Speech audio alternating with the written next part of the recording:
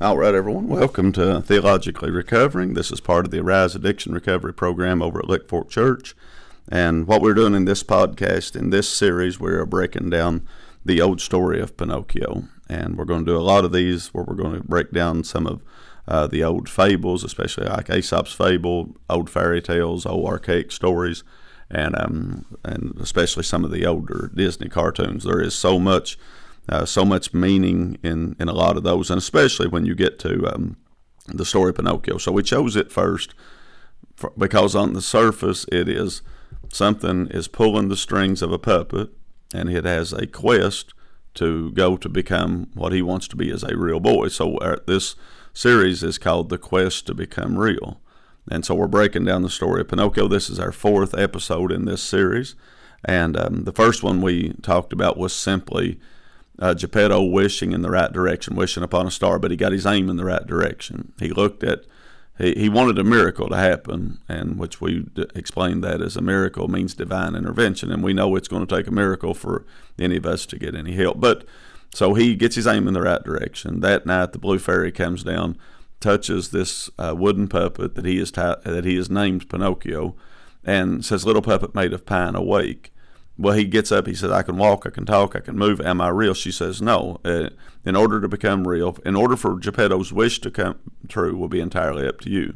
In order to do that, you got to be brave, truthful, and unselfish." So if we could highlight anything in this series, it's in our quest to become real, we need to be brave, we need to be truthful, and we need to be unselfish. And so he is given responsibility. It's not that immediately you go from being a puppet to becoming real. It's no, there's a progression there, and it's in your hands what you do with it. And I believe that speaks to every one of us, because all the wishing in the world, all the wishing by parents upon a star, our families wanting us to do better, will not do us any good if we are not willing to adopt the responsibility. But if we're willing to adopt the responsibility and be brave and be truthful and be unselfish, which is hard because it goes against human nature, but if we're willing to do that, we can become real. And so that is, he is given a commission what to do. So then the next portion we talked about is answer some of the questions. Why? Because Pinocchio climbs into bed at that night. They tell him it's time to go to sleep, and he says, "Well, why?" And Geppetto says, "Well, because you got school tomorrow." And he says, "Well, why?" And he said, "Well, because you got to be smart." And we've heard children do that. It's like, well, one question after another. But Geppetto cannot answer the questions. He's giving him some generalities, but finally when he says you got to get smart, and Pinocchio says, "Well, why?" Well, throughout this story, we'll see why Pinocchio needed to be smart, why he needed to quit being this naive puppet. But Geppetto doesn't give him an answer. All he says is, "Well, because," and he falls asleep. And so the way I see that is that Pinocchio nobody else can answer those questions. He has to live those questions out, just like each and every one of us.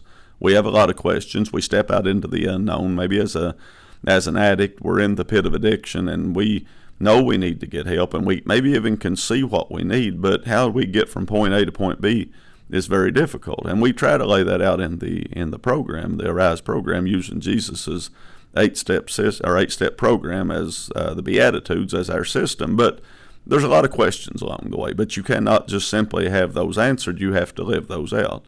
But if you're brave, truthful, and unselfish, you can answer the questions of why in life. So the second portion that we talked about was simply the questions that we need to live out, that we need to be asking ourselves, that only God can answer for us, or only that we can live out to find for ourselves. The third portion we talked about, and this will kind of piggyback on top of that, was where Pinocchio then the next morning, he is doing what he's supposed to be doing to begin with. He heads to school, he's got the apple, he's got the book, but along the way he is met with some temptation. There is a fox and a cat. The fox's name is Honest John, which he's a crook, but he's Honest John, and he trips him up, and that's what we got to be careful for, about being tripped up along our journey, and so he trips him up, and he's mocking the institute of school, and he's mocking, and we see that in the world we're in now. They mock everything. They mock the history. They mock the school. They mock the church. They mock programs. They're always somebody trying to undermine the very fabric of society and the structures that everything's built on. But they're mocking it, and then they tempt him to go and find an easier way, and that's what they're selling him, is there is an easy road, what they say, an easy road to success. But you find out that that easy road, all it done was lead him into bondage. Because before long, what you see is the very thing that Pinocchio didn't go to school for puts him in a cage, and he's screaming for help, and he needs help. And that can relate to us. When I watch that, it's like I see that, because Satan has come along, or whatever has come along, and told us that there's easier ways, and what we don't realize is it is leading to our own demise. So in the story, he falls for that, and he's going to be an actor, and they've convinced him that there is a better way. But it leads to what would have been his destruction had the blue fairy not come along. But they're going down the road. That's where I'd like to begin with this. So let's show this portion right here, and we'll try to break it down just a little bit. The scholar, I see. Look, Kitty, a man of letters. Here's your book. I'm going to school. School. Ah, yes. Then you haven't heard of the easy road to success. Uh-uh. No, I'm speaking, my boy, of the theater. Here's your apple. Bright lights, music, applause, fame. Fame? Yes, and with that personality, that profile, that physique, why, he's a natural-born actor. Take it in. But I'm going Straight to the top. Why, I can see your name in lights. Lights 6 feet high. What is your name? Pinocchio. Pinocchio. P-I-N-U-O-P-I. Oh, we're wasting precious time. Come on to the theater. Hi-diddly-dee. An actor's life for me. A high silk hat and a silver cane. A watch of gold with a diamond chain. Hi-diddly-day. An actor's life is gay. It's great to be a celebrity. An actor's life for me. Turns out the dee-dee-da, diddy-up, da-dum-da-dum, dee-dum, dee-dee-da, da-dum, da-dum, dee-dee-da-dum, da-dum, dee-dee-da, diddy-up, diddy-up, da-dum, rum, dee-dee-da-dum, da-dum, rum, da-dum, da-dum. All right, what we see here is they're singing that song, "An Actor's Life for Me," and it sounds good, and they're leading him, they're entertaining him, taking him to Stromboli. And what they're doing is they're going to exploit him. They've convinced him there's an easier way, and Pinocchio is the one that will suffer for that. But they're heading in that way. Well, what we see next is Jiminy Cricket coming along. Jiminy Cricket, he says, "Oh my," he said, "I first day on the job, and I'm late." Well, Jiminy Cricket, by the Blue Fairy, has been told that he would be Pinocchio's conscience. He is the one that's supposed to tell him what's right and what's wrong. But the first day on the job, he's not there. And so Pinocchio falls for this trick by this fox and this cat to tell him there's an easier way, because his conscience wasn't there.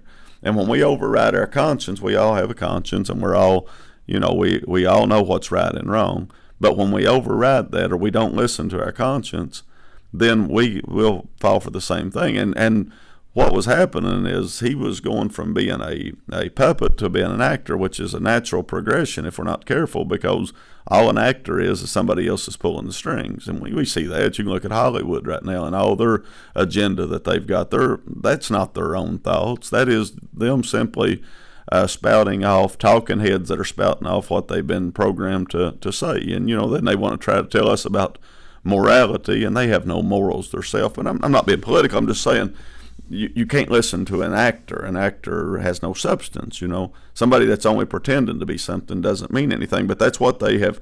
That's what they're convincing him is better.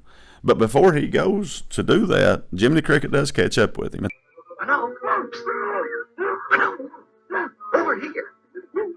Over here. Oh, Jiminy, I'm going to be an actor. All right, son. Take it easy now.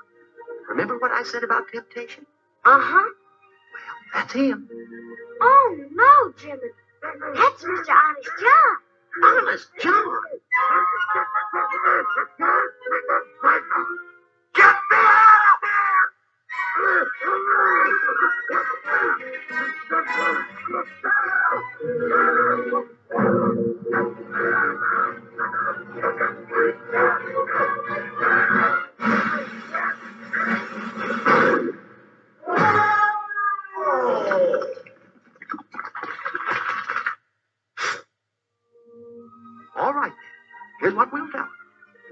go to the theater. Say thank you just the same. You're sorry, but you've got to go to school. Mm-hmm. Pinocchio! Oh, Pinocchio! Woo-hoo.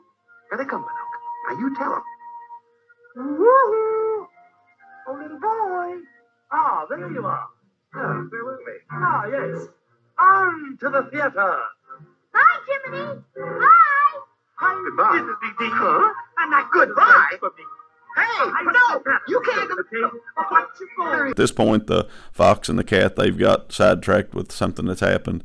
And Pinocchio is able to be talked to by Jiminy Cricket off to the side. And he tells him, he's warning him, he says, you see that? He says, you see what I told you about temptation?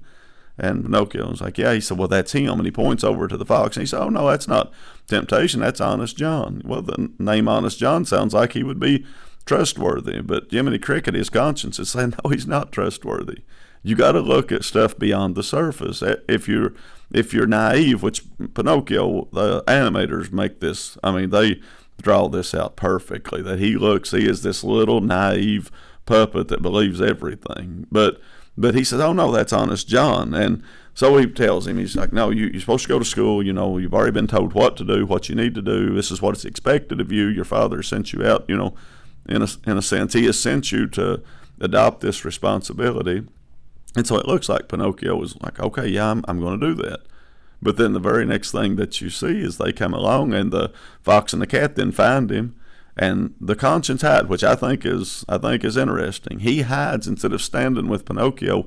He hides, and he says, well, you tell him. Well, if you lean only to your flesh is always going to take the easy road. So it's like, you know, the Bible says the flesh and the spirit are in a constant warfare. Well, if we'll listen to the spirit, we won't fall into these traps. And that's what this, and we see this as spiritual. So we realize that the conscience inside of us has to be the Lord. It's to know what's right and wrong. It's the Holy Ghost inside of us that is pushing us in the right direction. But in the story, he overrides, so to speak, the conscience, and the conscience hides. And so the next thing you know is he goes still and does the very same thing that he'd been warned not to do. And so he's sold to Stromboli as an actor. And so he is brought into bondage because he wanted to, he was pretending to be something that he wasn't. That's what puts him into bondage, is the fact that he wants this instant success, instant gratification. And so Jiminy Cricket then, you know, he's angry about it, that Pinocchio would fall for that. He's supposed to stay with him, but it's like his conscience is in and out of the scene a lot in the beginning, because it's like when Pinocchio messes up, he'll leave him, but then he said, well, I need to go back. But when he goes and watches their performance, at first everybody's laughing at him, because Pinocchio, he's singing this song, and like, you know, I got no strings on me. Well, he takes one step and he falls down the stairs. He gets his nose stuck in a knothole.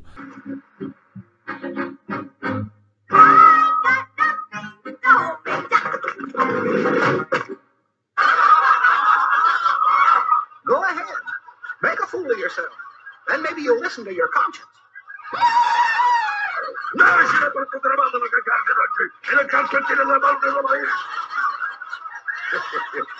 You did.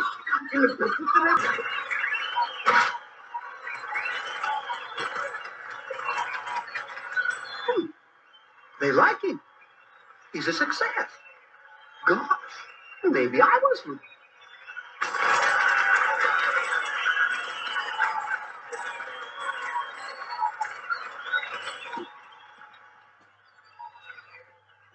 Well, guess he won't need me anymore.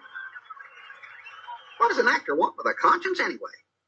Everybody's laughing. Stromboli gets angry, and you kind of see it, that you see that he doesn't care for Pinocchio. All he's worried about is himself, which, you know, the Blue Fairy had told Pinocchio, if you're gonna be real, you got to be brave, truthful, and unselfish. Well, we see Stromboli as, at this point, he has replaced Geppetto as Pinocchio's father in a sense. But he has none of that. He doesn't care for Pinocchio. All he is this narcissistic, greedy man that is trying to exploit anybody that he can. So we see everybody laughing at him, and he gets mad. But then then it dawns on him, well, everybody likes him because they're laughing at him. And you know, we see this. watch reality TV. People watch reality TV not because they're amazed by how smart people are. They're making fun of them. I mean, when you get, I ain't gonna bring that stuff out, but we've seen that. We've seen the ones that they put on there, and all people are doing are laughing at them, and they think they're some big shot because everybody in the country's laughing at them. That's one of the things about Duck Dynasty that was so amazing, is that they had put them on there to try to laugh at them and make fun of them, and everybody fell in love with them because people wasn't laughing at them. I mean, they may have laughed at their antics and stuff every now and then, but they realized, hey, these people are a whole lot deeper than what we think. And you see them upside the actors in Hollywood, and you realize that those people were the real people. They was the Christians, the ones that had some morals, and it backfired on them. But a lot of times reality TV, that's what they're doing, is people are laughing at them. But that's what they're doing. And if we're not careful, we'll try to just be people pleasers. And Pinocchio, that's what he does. Is Pinocchio, he's asking after the performance. He's like, everybody is like, do they like me? Well, yeah, they like you, and they don't like you because of you. They like you because of this image that you're portraying. Because all you are is just a glorified puppet that is somebody else is telling you what to do, what to say, how to act. And so he's only worried about that. But Jiminy Cricket sees the thing, and at first he's embarrassed for him, and he's like, well, it's good enough for you. But then when everybody starts clapping, he's like, well, he's a success. And he didn't realize why they was even laughing at him, but he thinks he's a success. So he walks off, and he says, well, what does an actor want with a conscience anyhow? I brought that out last time. Well, if all you are is an actor, you don't need a conscience. If all you're going to do is let somebody else pull your strings, you don't have to listen to the leading of the Lord, or you don't have to listen to the, let's say, the inner voice, if you're not religious, that's telling you, but we do believe that's the Lord, that is showing you right and wrong. You don't need that if all you're going to do is let everybody pull your strings. But if you're going to become real, and you're going to get out of that pit of addiction, and you're going to get out of that bondage that Satan has put you in, you're going to have to become real, and you're going to have to quit being an actor, and you're going to have to quit being a puppet that everybody pulls your strings, because all it's going to do is just keep you bound, keep you in bondage, the Christian term, keep you into bondage. And that's what happens with Pinocchio, is that he is thrown he's put in a cage. Why? Because he's not listening to his conscience. He wants an easy road. He tries to find the instant gratification, and so it puts him into bondage. I drink the champagne. I got those strings on me. Bravo, Pinocchio. They like me. 200. You are sensational. You mean I'm good? 300. You are colossal. Does that mean I'm an actor? Sure, I will push you in the public's eye. Your face, she will be on everybody's tongue. Will she?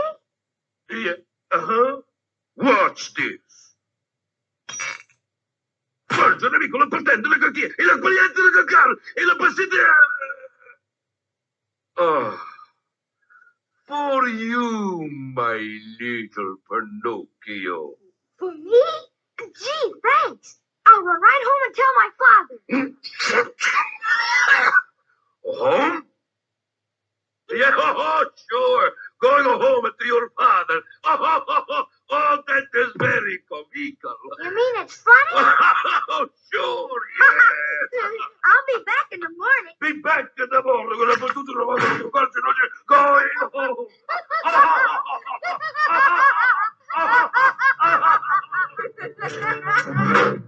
There. This will be your home, where I can find you always. No. Yes. To me, you are belonging. We will tour the world.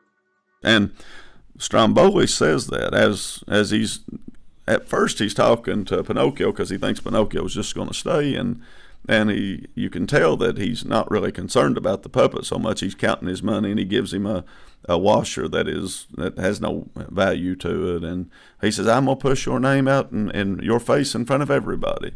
But when Pinocchio says, well, I'm going to go home, he's like, oh, no, that's not going to happen. And he grabs him and he throws him into a cage. Well, Pinocchio begins to scream, and Stromboli says, no, I own you now. And if we are not extremely careful, that is exactly what will happen. We'll play this part where somebody else pulls our strings. We'll become the actor in a play, try to please people. We'll override our own conscience, and before long, something powerful will say, no, I own you now. And that's what addiction means. It means the dispute over property. Well, at one point, Pinocchio had an opportunity to do what was right. When he didn't do what was right, and he went down the wrong path, and he didn't listen to the right voices, instead what it done is put him into a cage, into bondage. And Stromboli says, I own you now. Listen, we at that point, and we've all been there. Again, we've all sinned, come short of the glory of God. I believe we've all been addicts in that sense, some to different things, but still it's the same thing. The Bible says, who you yield your members to obey, it's whose servants you are. And so when we yield our members to the things of the flesh, we have submitted our authority to a power that is over us, that is not a good power. And we are all a dispute over property. That means somebody owns us, and that is absolutely right. The Bible says every knee is going to bow and every tongue is going to confess that Jesus Christ is Lord, to the glory of God the Father. Now, the word Lord means one who has power or authority over another. We want the Lord to have the power over our life because he come to give us life, give it more abundantly, to give us a purpose. The Bible said in Jeremiah to give you a hope and expected end, to give you a future. And yet, if we're not careful, when we override what our conscience or the Holy Ghost inside of us or our leading is, and we don't listen to the right voices, it puts us into bondage. So that's exactly what happens, is he is put in that birdcage. Well, he's screaming for help, but nobody hears him. Because of what he has done, he is screaming, and physically there is nobody that hears him. The storm has came that night, and I believe it's a perfect representation of as the rain and the storm and the thunder and the lightning, is cracking. He's screaming, but there's nobody there to help him. And so what happens is Jiminy Cricket, he even starts screaming for Jiminy Cricket. He's screaming for help, but then he begins to scream specifically for Jiminy Cricket, which is his conscience. And Jiminy Cricket doesn't hear it, but he says, well, I'm going to go and just wish him well, because he sees the wagon being drove off. He sees Stromboli in the wagon. He knows Pinocchio's in it. Last thing that he saw is everybody's clapping for him and throwing coins out on the stage, and he thinks he's a success. And I really, this speaks to me, because I think a lot of times what we see with people is the act that they put on. They put on this facade or this act, and we think, well, they've got it all. They're just so happy. I mean, think about it with like wealthy people that we see that maybe the world admires, and we think, well, they're so happy, and then come to find out they was miserable. And a lot of them take their life, or they destroy their life because they're not happy. And that's Jiminy Cricket is seeing what everybody is saying about him, and so he is convinced that he's a success, and that's what he says. This is what Jiminy Cricket, it says, he's sitting outside watching the wagon carry Pinocchio off, and it says, and he says, there he goes, sitting in the lap of luxury, the world at his fingertips. Well, there he goes, sitting in the lap of luxury, the world at his feet. Oh, well, I can always say I knew him when. What he didn't know is inside that wagon, Pinocchio was being threatened to be beat, turned into firewood, locked in a cage, tears running down his face, screaming for help. And what him outside sees is he thinks everything's fine. And I really believe that churches miss that a whole lot.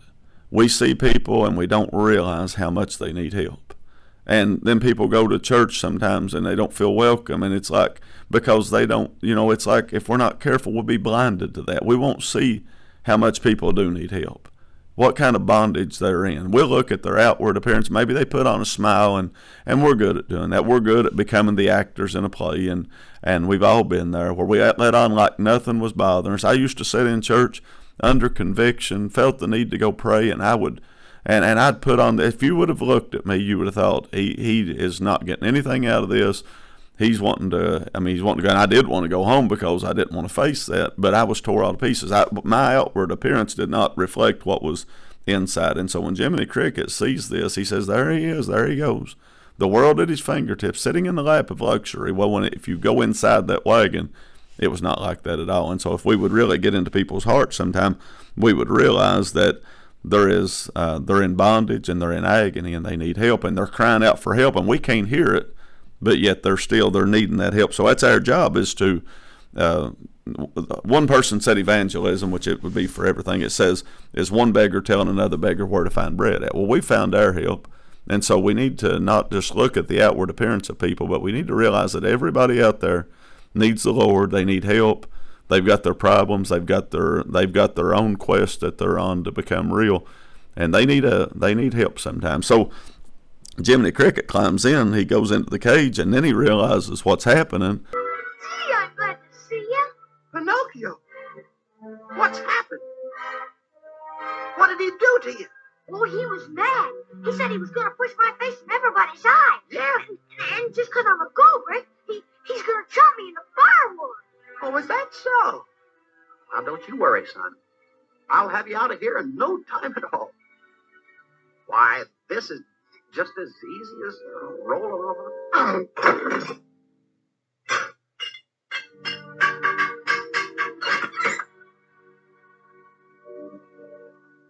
Kind of rusty.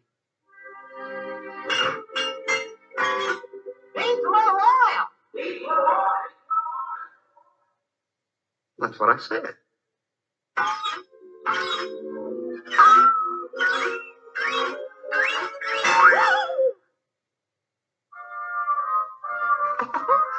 Must be one of the old models.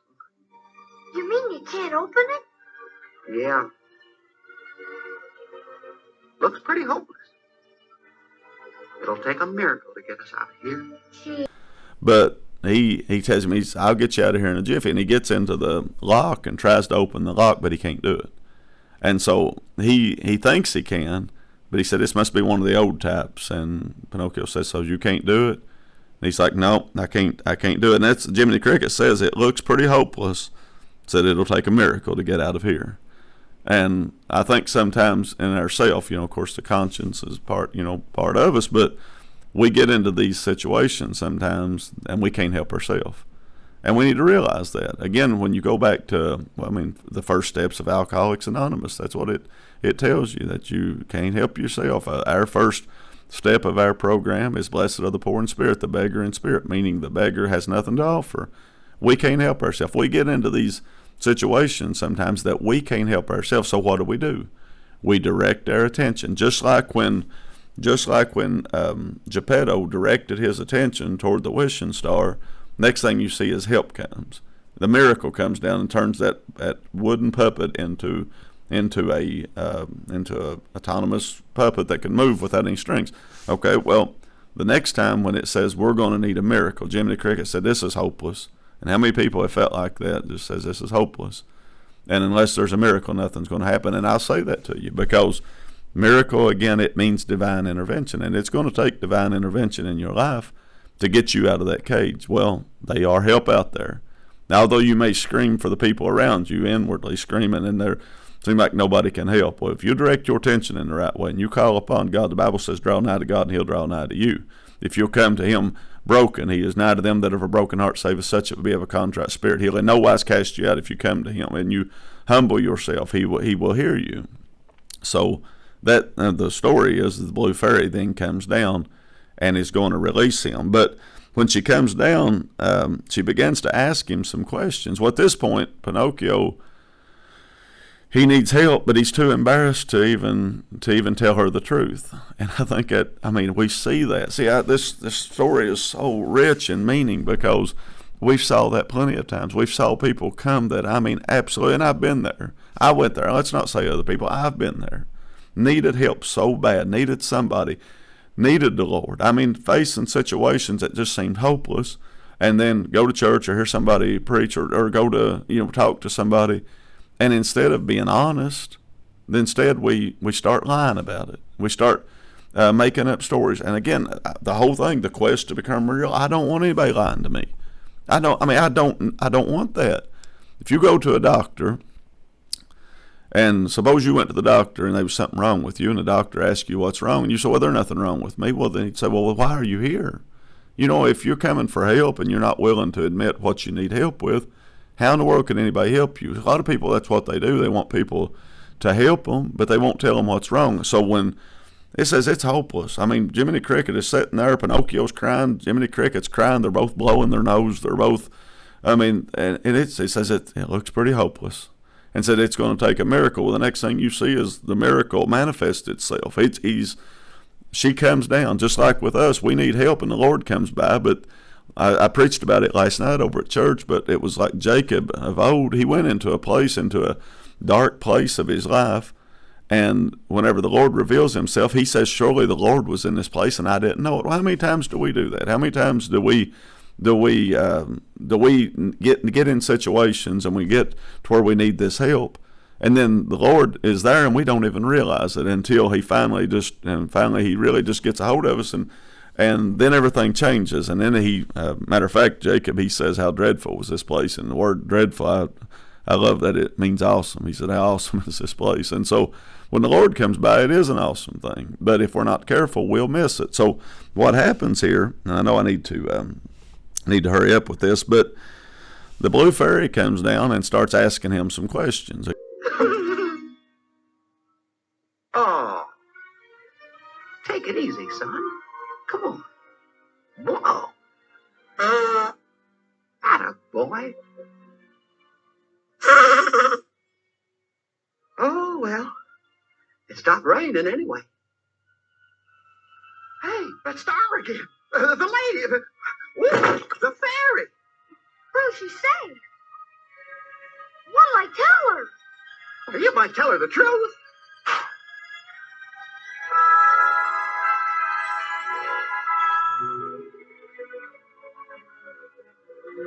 Why, Pinocchio. Hello. Sir Jiminy.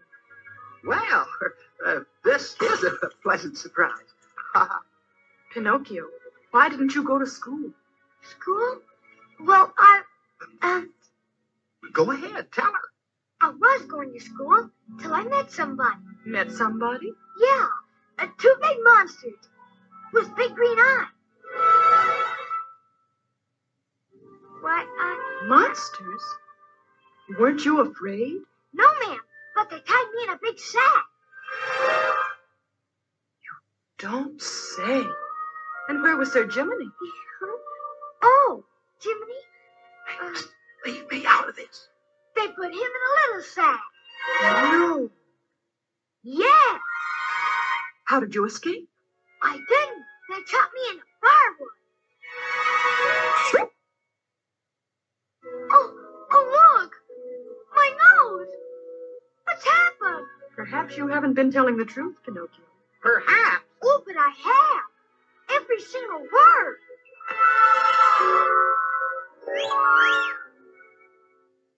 Oh, please help me. I'm awful sorry. You see, Pinocchio, a lie keeps growing and growing until it's as plain as the nose on your face. She's right, Pinocchio. You better come clean. I'll never lie again. Honest, I won't. Please, Your Honor. Miss Fairy, give him another chance. For my sake, will you? I'll forgive you this once. But remember, a boy who won't be good might just as well be made of wood. We'll be good, won't we? Very well. But this is the last time I can help you.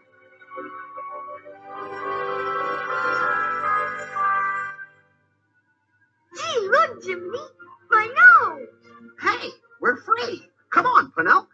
Again, we done a whole series on questions, but she begins to ask him some questions. And she asked him, Pinocchio, why didn't you go to school? And rather than him say, well, what happened is that I was on the way to school and there was a fox and a cat, and I didn't adopt the responsibility, or I neglected the responsibility that I was supposed to adopt. Instead, he says, well, there was two monsters come along.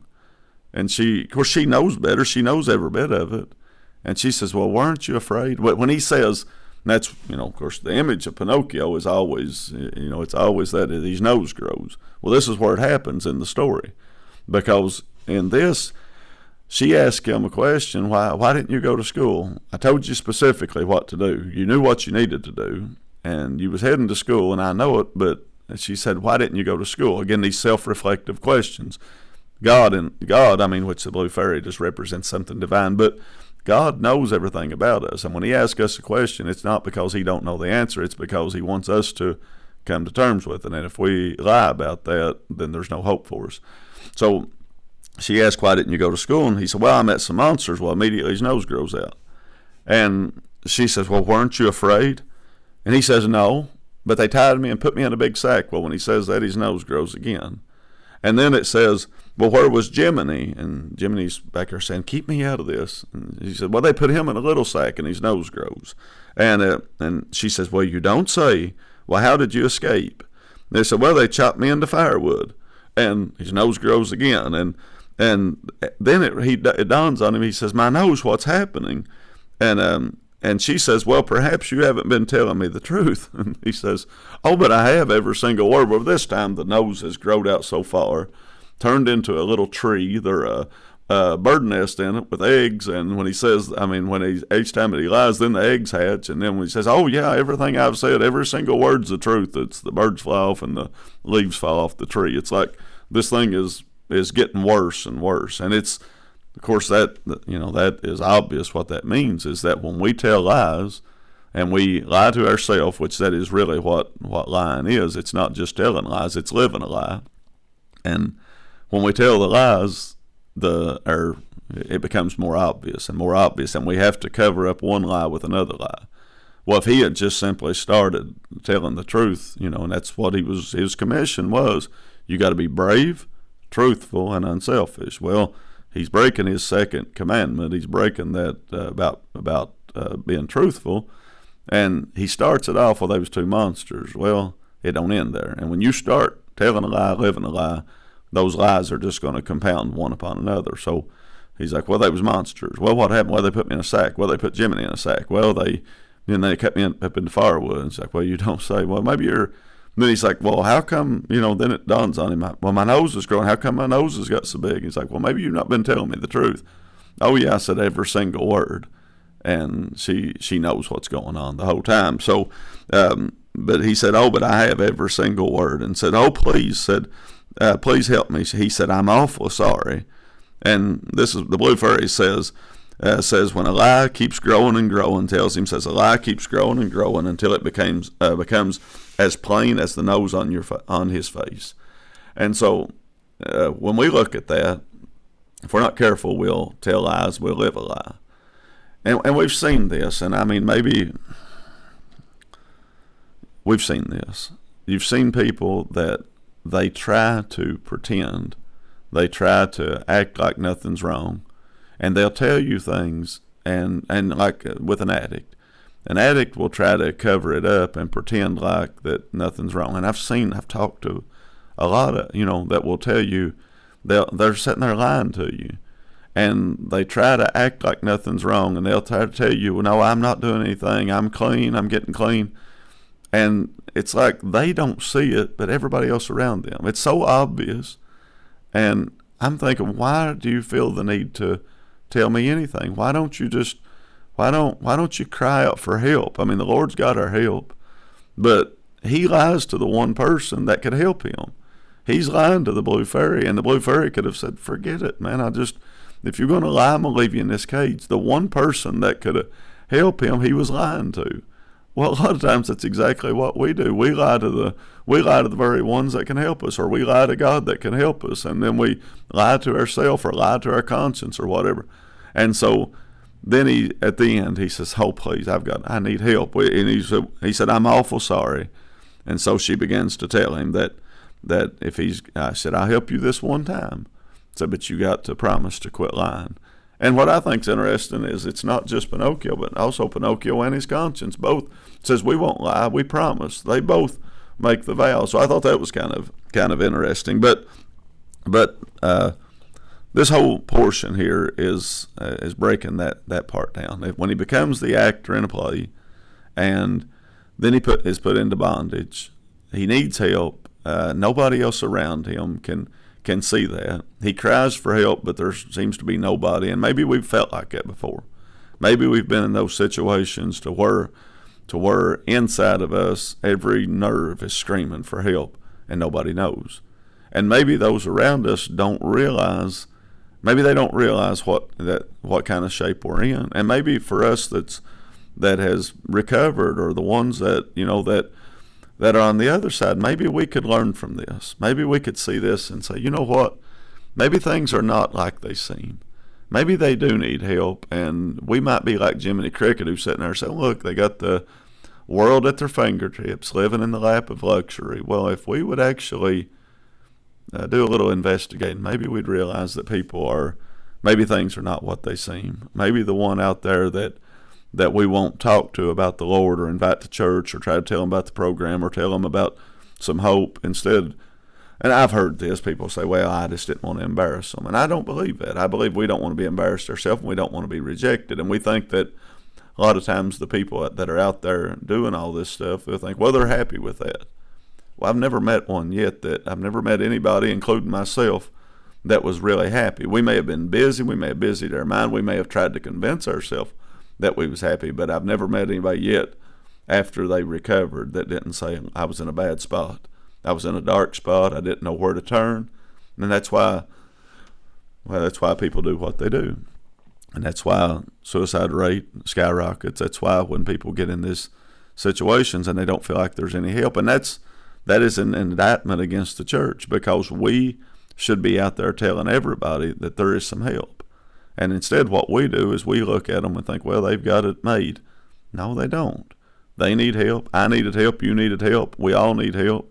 Our help comes from the Lord, and He can give us that help. But we've put ourselves into the birdcage, so to speak. We've all become the Pinocchio who has went from being a puppet, something else pulling the strings, to where we act like something we're not. It puts us into the cage of bondage. Then we're in that bondage and we need help, and it's going to take a miracle. Well, that's part of the program. This is the Arise Addiction Recovery Program, that, yes, you need help. Well, the Lord will meet you there. And a miracle is not something that just, it's sometimes people think of miracles like something that randomly happens. No, miracle simply means divine intervention. And God can do a miracle right there in your life right now. If you could call out instead of, well, where you're at right now, maybe every nerve inside of you is screaming for help. But if you'll turn your attention, it's going to take a miracle. But the Lord hears everything. He knows everything. He knows where you're at. He knows your situation. When the blue fairy comes down and begins to ask Pinocchio, say, well, what happened to you? She knowed every bit of it. And she's even speaking to him, in this way, and he letting him tell the lies. And she said, well, maybe you're not telling me the truth. And he said, but I need help. And maybe we've done that. Maybe we've lied to our conscience, lied to ourselves, tried to convince ourselves that everything was all right. Well, we finally get to the spot to say, hey, we just need some help. When he says that, he says, oh, please help me. I'm awful sorry. She said, I'll do it for you. I'll do it for you right now. And she opens the cage door, lets his nose shrink back, opens the cage door, and they're set free. The Lord can do that for you right now. He could do that right where you're at. You could get down where you are and begin to pray, and God can meet you right there. But in order to do that, again, we've got to get our aim in the right direction. We've got to answer some questions why. We've got to be careful about the temptations that's out there. First 3 podcasts. This one, we got to be careful about being the actor, about becoming an actor in a play, and lying. If we're not careful, we'll lie to ourselves, and we won't get the help. The only way that Pinocchio got his help is when he made that statement, promised that he would not lie again. Then she opened the cage door. When we make up our mind, all right, I'm tired of being the actor. I'm tired of being the puppet. I'm tired of pretending to be something I'm not. I need help. And there's no shame in that. What the shame is when somebody will not. And I've done that. I've seen that. But when we lie to ourselves and pretend like everything's fine, well, that is a shame. But whenever we get to that place and say, I need help, and Lord, there's only one that can help me, I promise you He'll come down right where you are. I've said that plenty of times. I know there've probably been some through the years that would love for me not to preach anymore, and I step on too many toes. But I've said that before. If the Lord will deal with a person, they feel the need to pray, and the Lord won't save them, I'll quit preaching, because I know it to be that real. I know that whenever you get to that spot, to where you call out upon him, I know that he'll meet you there. That is a guarantee that if you'll call out upon him, he'll be there. So we'll close with that, and maybe the next time we'll get into a little deeper subject here about the coachman and about the fox and the cat that convinced Pinocchio to go to Pleasure Island. But for now, Pinocchio is turned loose. He's made up his mind. All right, I'm going to do what's right. But he's right around the corner. There's another temptation that's out there. But for now, we need to face this temptation about not lying, being honest with ourselves, and not becoming the actors in a play. So we'll see you next time. We love you. God bless you.